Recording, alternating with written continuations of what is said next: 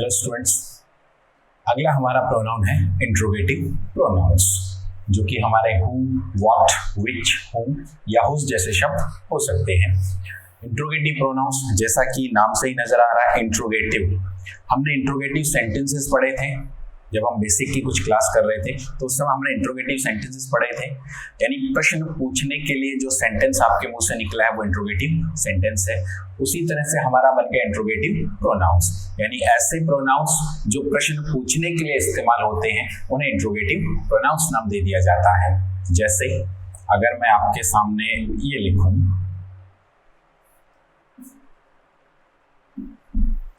Who are you? तुम कौन हो? तो यहाँ प्रोनाउन क्या है, यानी नाउन को हटा करके उसके स्थान पर जो शब्द रखा गया है वो हमारा सबसे पहले तो प्रोनाउन बनेगा। तो यहाँ प्रोनाउन क्या है? Who। आप सामने वाले का नाम ना लेकर के उसको हु कह रहे हो, Who are you? तुम कौन हो? तो हु हमारा क्या हो गया? प्रोनाउन।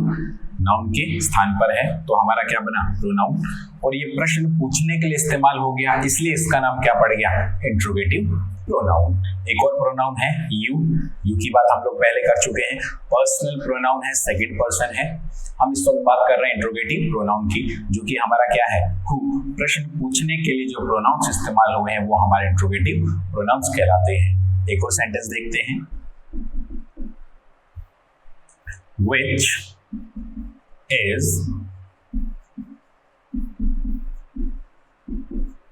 the best book। कौन सी किताब जो है वो सबसे अच्छी है? यहां पर कोई प्रोनाउन है क्या? जी हाँ, बिल्कुल, विच। विच कौन सी वाली इज द बेस्ट बुक, सबसे अच्छी है, उस किताब को आप विच कहकर संबोधित कर रहे हो, उस नाउन के स्थान पर शब्द रखा है तो क्या बना? प्रोनाउन बना। और प्रश्न पूछने के लिए इस्तेमाल हो गया, कौन सी वाली अच्छी किताब है, इसलिए अब इसका नाम क्या पड़ जाएगा? इंट्रोगेटिव प्रोनाउन के नाम से जाना जाएगा।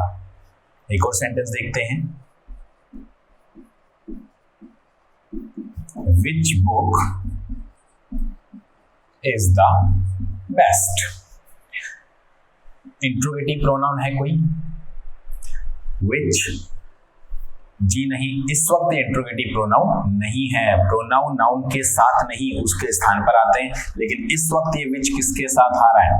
इस बुक नाउन के साथ इस्तेमाल हो गया। और इस तरह से जो शब्द हमारे साथ इस्तेमाल हुए हैं वो क्या है? हमारे एडजेक्टिव। तो अब ये विच जो है वो किसका काम कर रहा है? एडजेक्टिव का काम कर रहा है, इसलिए इस वक्त इसको इंट्रोगेटिव एडजेक्टिव कहा जाएगा। काम अभी भी प्रश्न पूछने का ही कर रहा है, इसलिए नाम अभी भी इसका वही है इंट्रोगेटिव, लेकिन अब ये एडजेक्टिव है ना कि प्रोनाउन, इसलिए इंट्रोगेटिव एडजेक्टिव के नाम से जाना जाएगा।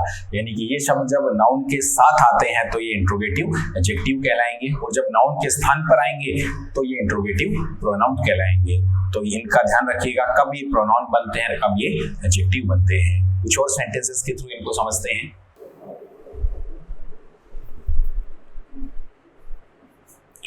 दो सेंटेंस आपके सामने हैं। What makes you happy? कौन सी चीज है जो तुम्हें खुश करती है? सेकंड है which shoes should I wear? कौन से जूते मुझे पहनने चाहिए? फर्स्ट सेंटेंस है what makes you happy? कौन सी चीज तुम्हें खुश बना देती है, कौन सी चीज तुम्हें खुशी देती है? यहाँ कोई प्रोनाउन है क्या? जी हाँ, what। ये प्रोनाउन है what। कौन सी चीज मेक्स जो तुम्हें कर देती है हैप्पी, खुश कर देती है, उस वस्तु के लिए आपने क्या इस्तेमाल किया? उसको what कहकर संबोधित किया, तो क्या बना? प्रोनाउन बना। और अब ये प्रश्न पूछने के लिए इस्तेमाल हो रहा है, नाउन के स्थान पर है, इसलिए इंट्रोगेटिव प्रोनाउन नाम दिया जाएगा। एक और प्रोनाउन है यू, जिसके बारे में पढ़ चुके हैं। पर्सनल प्रोनाउन सेकेंड पर्सन है। सेकेंड सेंटेंस है which shoes should I wear? इस which पे गौर कीजिएगा, अब ये प्रोनाउन है या एडजेक्टिव है? जी हाँ, बिल्कुल। आगे क्या मौजूद है आपके पास? शूज, नाउन मौजूद है। तो अब ये प्रोनाउन ना बनकर क्या इस्तेमाल हो गया? एडजेक्टिव के तौर पर इस्तेमाल हुआ है, लेकिन काम तो अभी भी ये प्रश्न पूछने का ही कर रहा है, इसलिए इसको क्या नाम दे दिया जाएगा? Interrogative adjective. यानी कि ये इंट्रोगेटिव प्रोनाउन भी बन जाते हैं और यही इंट्रोगेटिव एडजेक्टिव का काम भी कर सकते हैं। अगर नाउन के साथ हैं तो इंट्रोगेटिव एडजेक्टिव्स, और अगर नाउन के स्थान पर हैं तो इंट्रोगेटिव प्रोनाउंस कहलाएंगे।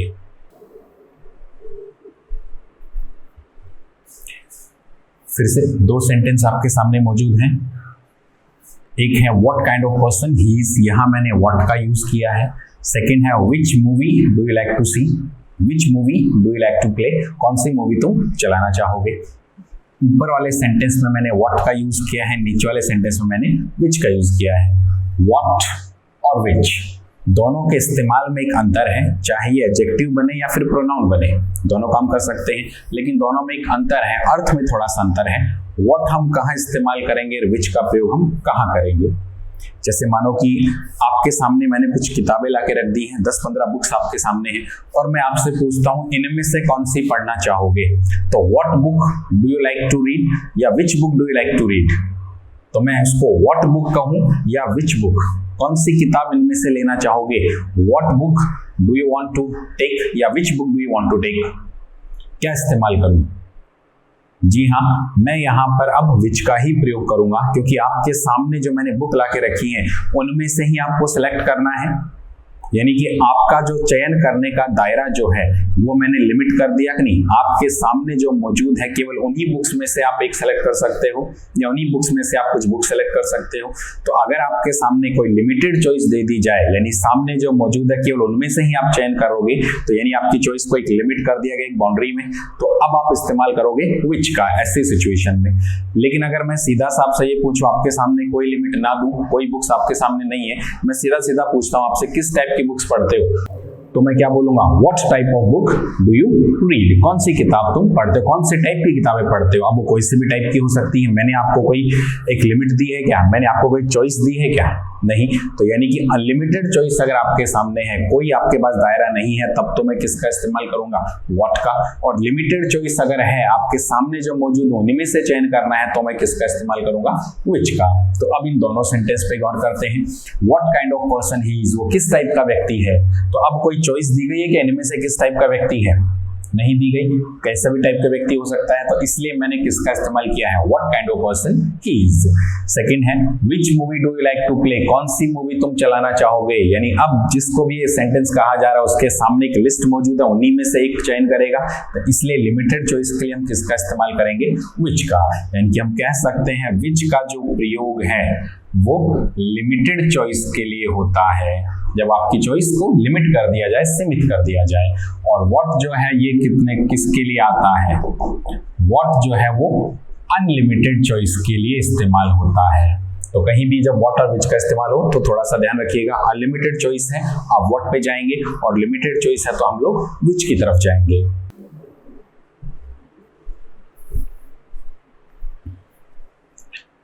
तीन सेंटेंस आपके सामने हैं, बड़े ही छोटे छोटे से वाक्य हैं।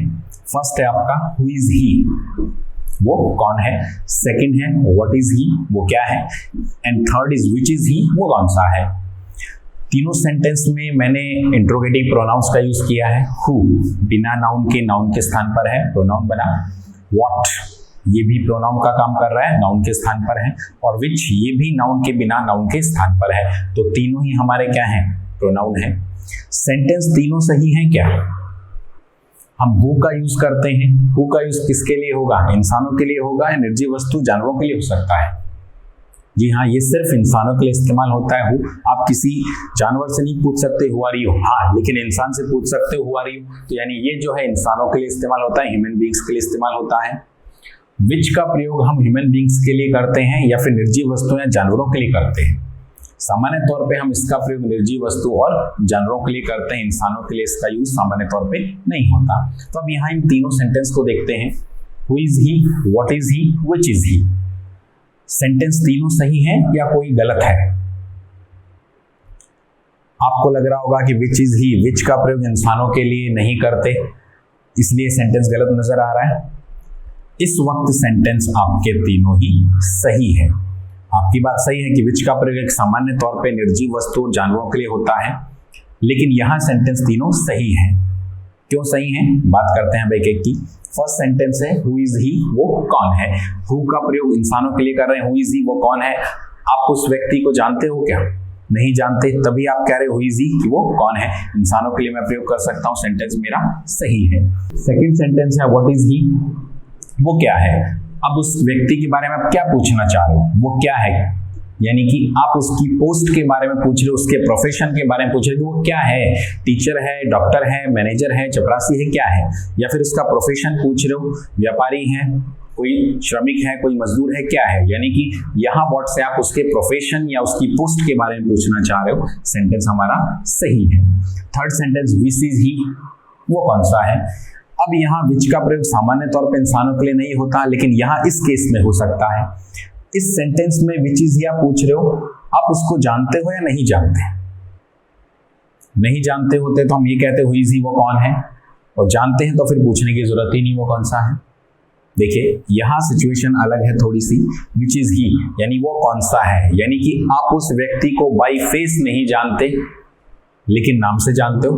मान लो कि कोई मुझसे आकर कहे कि सर रामलाल कोई क्लास में है, रामलाल को भेज दीजिएगा, कोई मिलने आया है। तो अब मुझे नाम पता पड़ गया इस क्लास में कोई रामलाल है, लेकिन तुम में से रामलाल कौन सा है ये मुझे पता नहीं है। तो अब तुम में से ही मैं किसी ना किसी को बोलूंगा कि नहीं रामलाल कौन सा है, यानी मेरे सामने जो मौजूद है तुम्हारे अंदर से ही तो मैं चयन करके बताऊंगा रामलाल कौन सा है।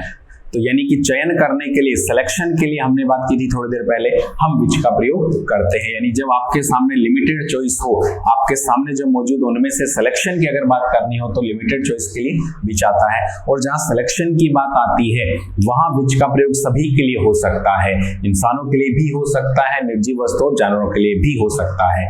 सामान्य केस में नहीं होगा, लेकिन जहां हम सिलेक्शन की बात करेंगे, सामने जो मौजूद है उनमें से सेलेक्ट की बात करेंगे, सिलेक्शन की बात करेंगे, तो वहां हम विच का प्रयोग कर सकते हैं। तो विच इज ही वो कौन सा है, यानी कि सामने जो मौजूद है उनमें से पूछा जा रहा है विच इज ही कि वो वाला व्यक्ति कौन सा है। तो सिलेक्शन की बात होने की वजह से विच का प्रयोग यहाँ पर सही है।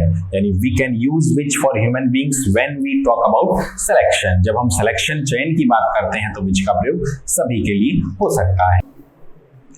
एक सेंटेंस आपके सामने है, Which of the two boys, दोनों लड़कों में से किसने have broken the window pane, खिड़की का कांच तोड़ा है। पेन खिड़की का जो कांच है, जो शीट है ग्लास की, पेन कहलाती है। Which of the two boys have broken the window pane, दोनों लड़कों में से किसने खिड़की का कांच तोड़ा है। अब यहाँ इंसानों के लिए विच का प्रयोग करना सही है या गलत? दोनों में से कौन से वाले ने, यहाँ सिलेक्शन की बात हो रही है, आपके सामने दोनों लड़के मौजूद, उनमें से किसने तोड़ा है ये पूछा जा रहा है। तो जहां भी इस तरह से सिलेक्शन की बात होती है विच का प्रयोग सभी के लिए हो सकता है, यानी विच का प्रयोग अपनी जगह सही है। लेकिन सेंटेंस में गलती है। Which of the two boys, दोनों लड़कों में से कौन से वाले ने खिड़की का कांच तोड़ा है। काम एक ने किया है या दोनों ने किया है? काम तो एक ने किया, उस एक को मैं विच कहकर संबोधित कर रहा हूं कि नहीं, तो प्रोनाउन बना विच कौन सा वाला, ऑफ द टू बॉयज, दोनों लड़कों में से विच कौन से वाले ने। तो विच यहाँ पर क्या बन रहा है, प्रोनाउन। और एक प्रश्न पूछ रहे हैं इसलिए इंट्रोगेटिव प्रोनाउन कहलाएगा, और सिलेक्शन की बात कर रहे हैं इसलिए हम इंसानों के लिए इसका प्रयोग कर सकते हैं। तो दोनों लड़कों में से विच कौन से वाले ने तोड़ा है। काम तो उस एक ने किया है, उस एक व्यक्ति को मैं विच कह रहा हूं, तो क्रिया अब एकवचन की आएगी या बहुवचन की आएगी? जी हाँ, क्रिया यहाँ पर क्या आनी है, अब सिंगुलर की आनी है। तो हैव के स्थान पर क्या होगा, यहाँ पे हैज करने पर वाक्य सही होगा। Which of the two boys has broken the window pen.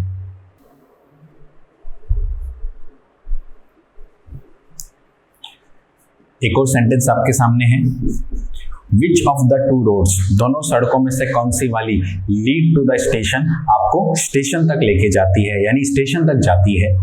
Lead लेकर जाना, यानी कौन सी रोड है दोनों में से जो आपको स्टेशन तक ले जाती है।